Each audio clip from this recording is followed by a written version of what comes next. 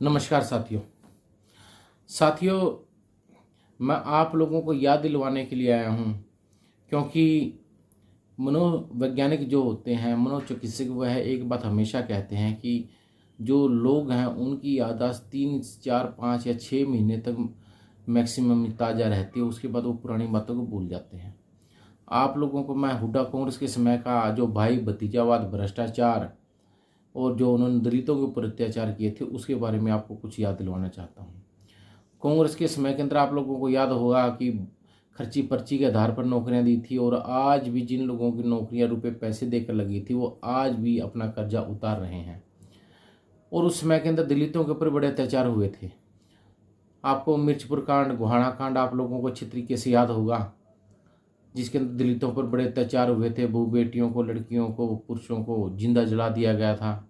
इस तरह के अत्याचार हुए थे। और सीएम हाउस के अंदर जब वो लोग गुहार लगाने के लिए गए तो सीएम हाउस के अंदर भी उनको एंटर नहीं करने दिया था। ऐसा हुड्डा कांग्रेस का राज हुआ करता था। आप लोगों को बता दूं कि कांग्रेस सरकार ने जो अपने समय के अंदर नौकरियां दी, उसके अंदर जो एससी कैटेगरी की नौकरियां थी उनको बैकलॉग के अंदर रख के वहाँ पर सामान्य कैटेगरी के लोगों की भर्तियां कर दी थी।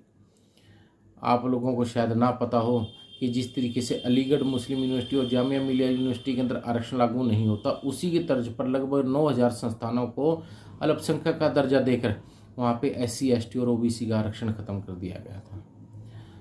मुझे आप लोगों के विवेक के ऊपर पूरा भरोसा है। आप लोगों ने जिस तरीके से केंद्र के अंदर भारतीय जनता पार्टी नीतियों के ऊपर विश्वास रखते हुए, माननीय नरेंद्र मोदी जी के ऊपर विश्वास रखते हुए तीसरी बार केंद्र के अंदर भाजपा की सरकार बनाने का काम किया है।